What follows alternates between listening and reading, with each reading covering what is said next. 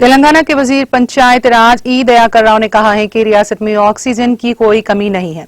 उन्होंने Kakatiya medical college के super speciality अस्पताल का मुआयना किया। उन्होंने वार्ड्स में मरीजों को फराहम किए जाने वाले इलाज की तफसीलात हासिल की और डॉक्टर्स को हिदायत दी कि मरीजों का बेहतर इलाज किया जाए।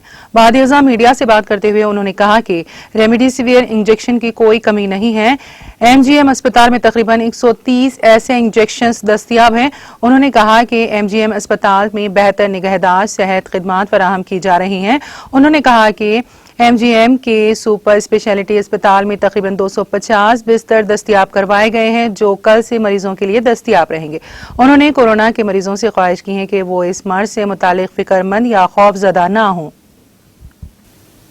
కేంద్ర ప్రభుత్వం మనకు అనుకున్నంత సాయం చేయకుండా రాష్ట్ర ప్రభుత్వం రిస్క్ తీసుకొని ఎంత డబ్బైనా ఖర్చు పెడదామనేదే ముఖ్యమంత్రి గారి ఆలోచన. దయచేసి నేను అందరినీ అర్థం చేసుకోండి.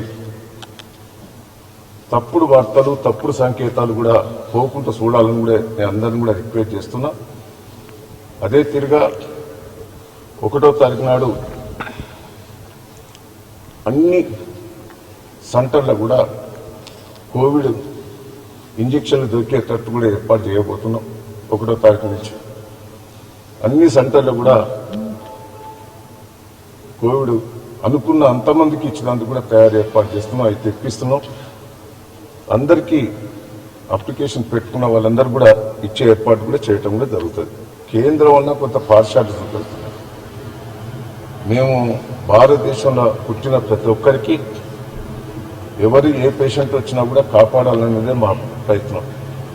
ఎవరిని కూడా రిజెక్ట్ చేయం. అందరిని కూడా జాయిన్ చేసుకుని ఇలా వరంగల్ జిల్లా ఉన్నది. ఎంజిఎం వరంగల్ జిల్లాదే మేము అనుకుంటారు. ఖమ్మం నుంచి వస్తారు, కరీంనగర్ నుంచి వస్తారు, ఛత్తీస్గఢ్ నుంచి కూడా వీరికి పేషెంట్లు వస్తారు. ఏ పేషెంట్ వచ్చినా కూడా వాళ్ళని బతికిచ్చి తోలాలనేదే మొదటి నుంచి ఆలోచన.